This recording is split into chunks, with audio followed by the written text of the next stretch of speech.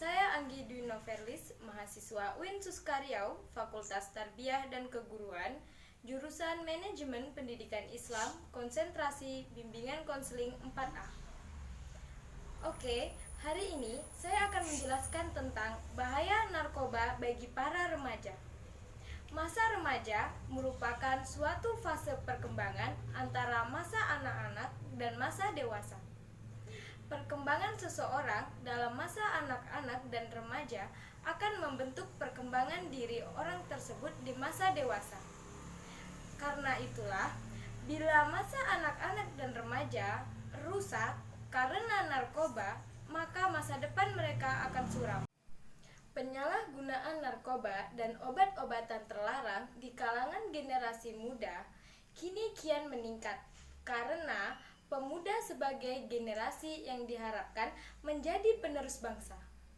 Semakin hari, semakin rapuh digerogoti oleh zat adiktif penghancur saraf. Generasi harapan bangsa yang tangguh, yang cerdas, itu semua hanya akan tinggal kenangan.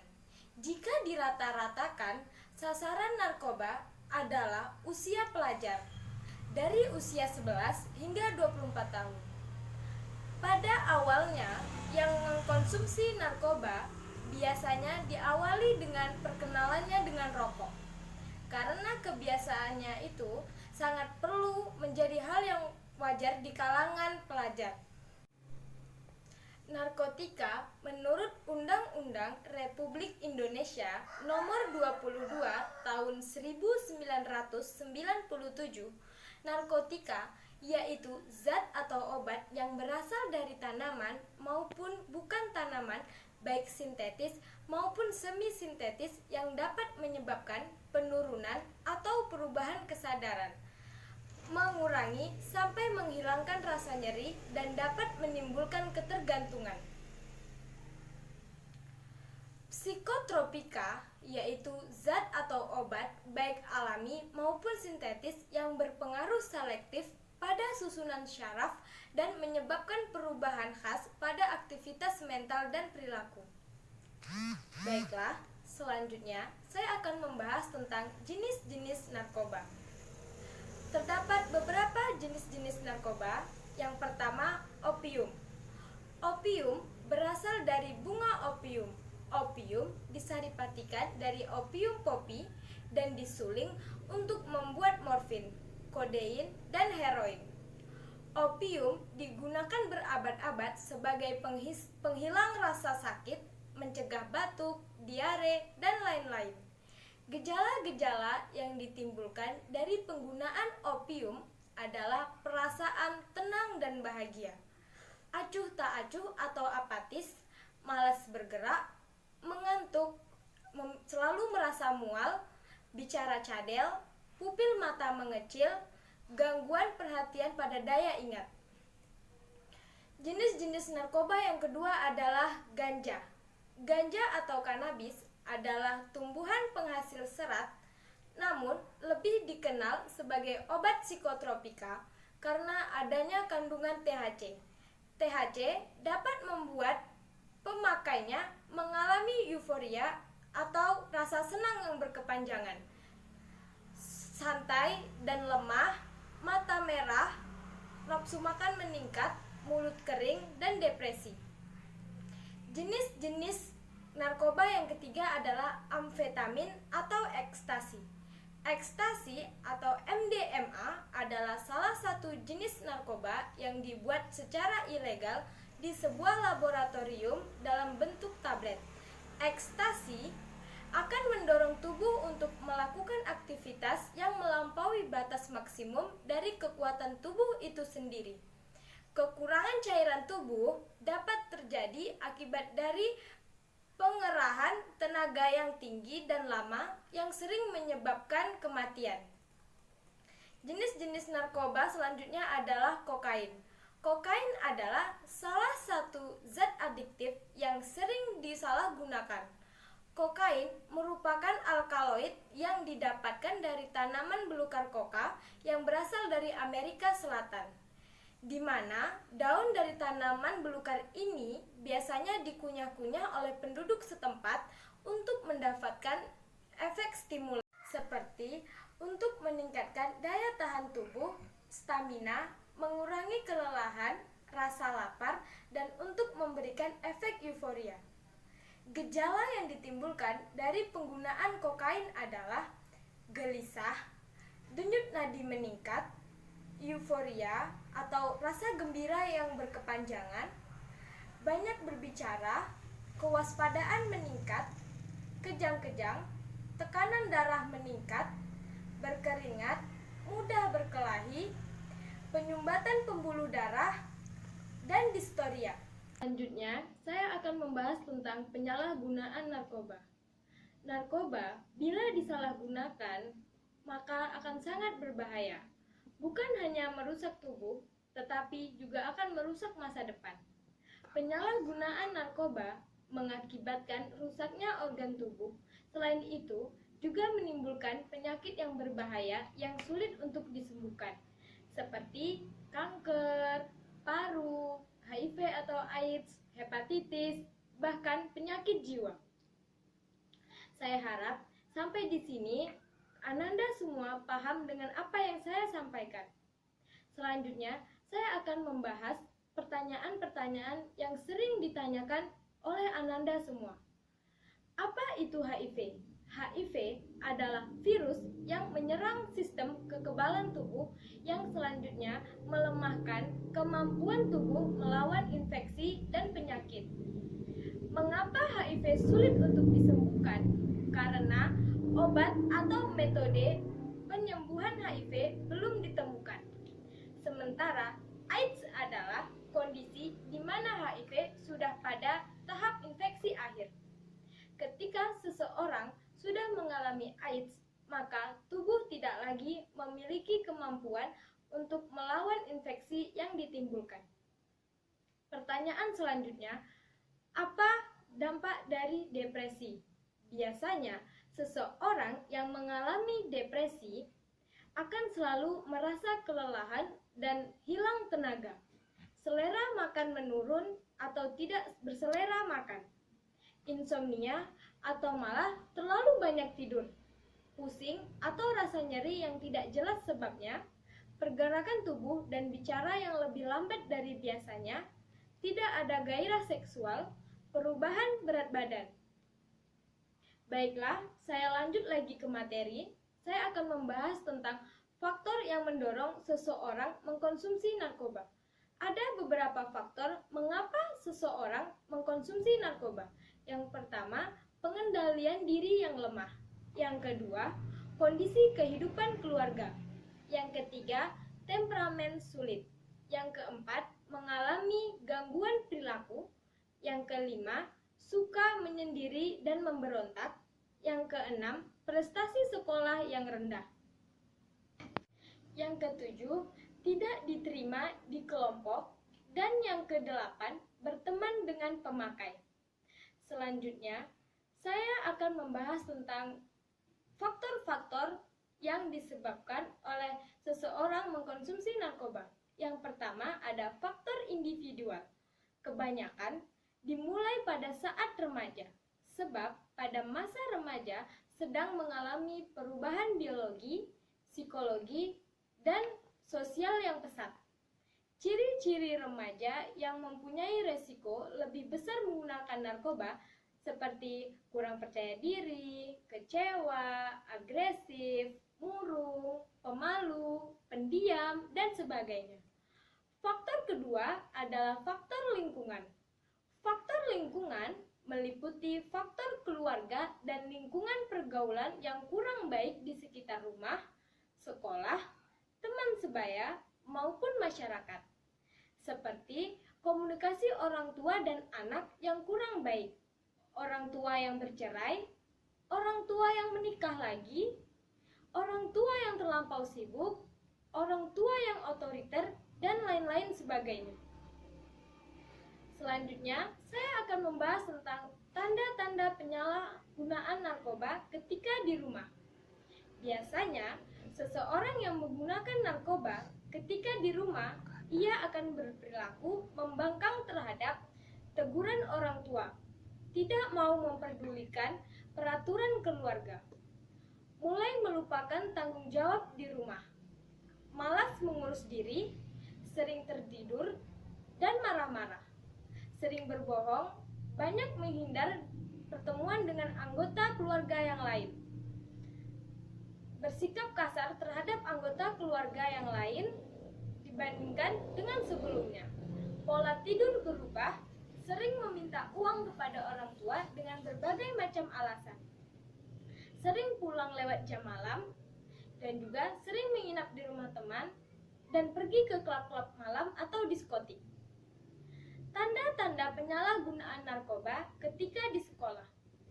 Anak-anak yang mengkonsumsi narkoba ketika di sekolah, biasanya ia akan sering keluar kelas pada jam pelajaran dengan mengatakan ingin pergi ke toilet, prestasi belajarnya menurun, sering terlambat masuk kelas setelah jam istirahat, mudah tersinggung, mudah marah, sering berbohong, suka membolos, sering melawan guru, meninggalkan hobinya saat ekstrakurikuler. Baiklah, selanjutnya saya akan membahas tentang upaya pencegahan penyalahgunaan narkoba.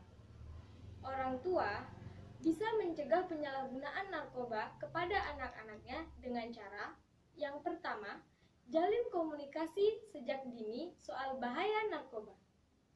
Hal terbaik yang bisa dilakukan orang tua untuk mencegah penyalahgunaan narkoba, alkohol, termasuk rokok, pada anak-anak adalah dengan cara melakukan komunikasi sejak dini pada sang anak. Bicarakan dengan anak tentang bagaimana zat ini berbahaya bagi mereka. Jelaskan efeknya bagi tubuh mereka, bagi psikologis mereka, bahkan untuk masa depannya. Upaya yang kedua adalah fokus pada hal yang positif.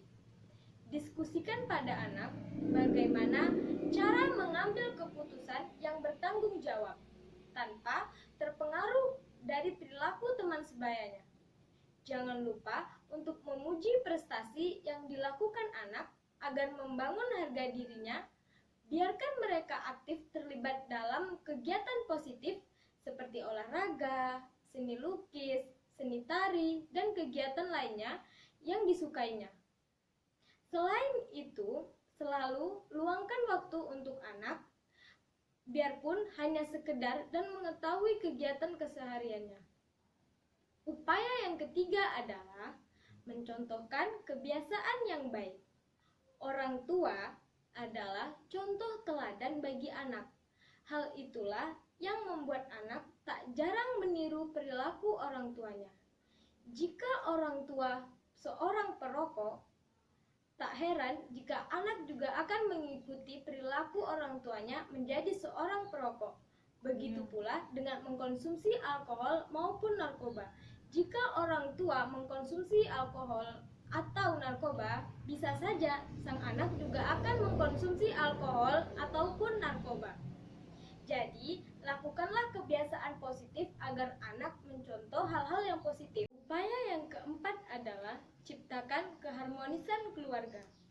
Faktor penyebab penyalahgunaan narkoba, alkohol, dan rokok di kalangan remaja yang paling sering terjadi dikarenakan keluarga yang tidak harmonis. Jadi, ciptakanlah hubungan yang harmonis dan penuh kasih sayang di rumah. Hal ini akan membuat sang anak tidak perlu mencari-cari kebahagiaan di luar rumah, karena anak sudah mendapatkan perhatian dan limpahan kasih sayang dari orang tua dengan suasana yang menyenangkan di rumah. Upaya yang kelima adalah bangun ikatan emosional. Anak-anak dengan masalah kesehatan mental atau yang mengalami kesulitan mengelola emosi memiliki resiko lebih tinggi menjadi pengguna narkoba dan alkohol. Membangun dukungan emosional dari keluarga sejak dini dapat membendung masalah yang terkait dengan penyalahgunaan obat-obat pada remaja. Para ahli dari Columbia University menemukan bahwa anak-anak yang memiliki kesempatan makan malam bersama keluarga mereka cenderung tidak terjerumus pada pada penggunaan obat-obat maupun minuman keras. Jadi, untuk orang tua, jangan pernah lupa untuk terus membangun ikatan emosional dengan anak-anak. Usahakan untuk makan malam bersama di rumah, atau ajak mereka berbincang-bincang sebelum mereka tertidur. Intinya, selalu jalin komunikasi yang baik dengan anak-anak, sehingga mereka tidak pernah merasa terabaikan. Upaya yang keenam adalah kenali pergaulan anak. Jangan mengabaikan pergaulan anak-anak di luar rumah. Kenali siapa saja teman mainnya, teman nongkrongnya, temannya di sekolah, temannya saat hangout. Ketahuilah latar belakang keluarga teman-teman anak-anak Anda. Bukan bermaksud untuk mengajarkan anak untuk berperilaku sombong atau memilih-milih. Tetapi, selektif dalam bergaul itu sangat penting. Pastikan anak kita bergaul dengan mereka yang memberi pengaruh positif. Jika Anda mencurigai ada temannya yang berperilaku aneh dan terindikasi menggunakan narkoba, jangan ragu untuk meminta anak Anda menjauhi temannya. Ingat ya, pengaruh teman pada anak remaja lebih besar. Bahkan mereka terkadang lebih percaya kepada temannya dibanding dengan kedua orang tuanya. Jadi, kepada orang tua diharapkan untuk bertindak dengan tegas. Upaya yang ketujuh adalah tanamkan nilai agama sejak dini. Mengajarkan anak nilai-nilai agama sejak dini merupakan hal yang sangat penting, karena ajaran agama mencakup semua nilai moral dan etika dalam kehidupan. Dengan memahami ajaran agama sejak dini, mereka akan terhindar dari derasnya arus modernisasi yang berpengaruh negatif. Ingat ya, kita tidak bisa selalu bersama anak kita selama 24 jam. Kita juga tidak bisa selalu dekat dengannya. Maka, berikanlah mereka kepercayaan dan katakan kepada mereka bahwa kepercayaan itu jangan sampai disalahgunakan. Jadi, siramilah mereka dengan kasih sayang dan kebaikan di setiap harinya. Hal ini akan menjadi pegangan yang kuat bagi mereka untuk tidak terjerumus dalam hal yang menyesatkan. Jangan lupa, anak-anak dan remaja adalah harapan bangsa. Dan dimulai dari keluargalah mereka akan tumbuh dan berkembang menjadi pribadi yang bermanfaat. Maka dari itu, saya sangat berharap kepada Ananda semua, jangan pernah mencoba-coba untuk menggunakan narkoba. Karena narkoba akan merusak diri dan masa depan Ananda semua. Saya berharap kepada Ananda, teruslah belajar, teruslah gapai cita-cita Ananda semua, dan menjadilah pribadi yang berguna untuk semua orang dan tentunya untuk bangsa kita ini. Pendidikan bukan hanya pergi ke sekolah dan mendapatkan gelar, tetapi juga soal memperluas pengetahuan dan menyerap ilmu kehidupan. Pendidikan adalah senjata paling ampuh yang bisa digunakan untuk mengubah dunia. Barang siapa yang tidak mau merasakan pahitnya belajar, maka ia akan merasakan hinanya kebodohan di sepanjang hidupnya. Jangan pernah menyerah, menderitalah sekarang dan hiduplah sebagai juara nantinya. Bila memiliki banyak harta, kita akan menjaga harta kita. Namun, jika kita memiliki ilmu, ilmulah yang akan menjaga kita. Baiklah, dari materi yang sudah saya sampaikan, dapat diambil kesimpulan bahwa narkoba adalah barang yang sangat berbahaya dan bisa merusak susunan syaraf serta dapat merubah kepribadian seseorang menjadi semakin buruk. Narkoba adalah sumber dari tindakan kriminalitas yang bisa merusak norma dan ketentraman umum, menimbulkan dampak negatif yang mempengaruhi pada tubuh baik secara fisik maupun psikologis.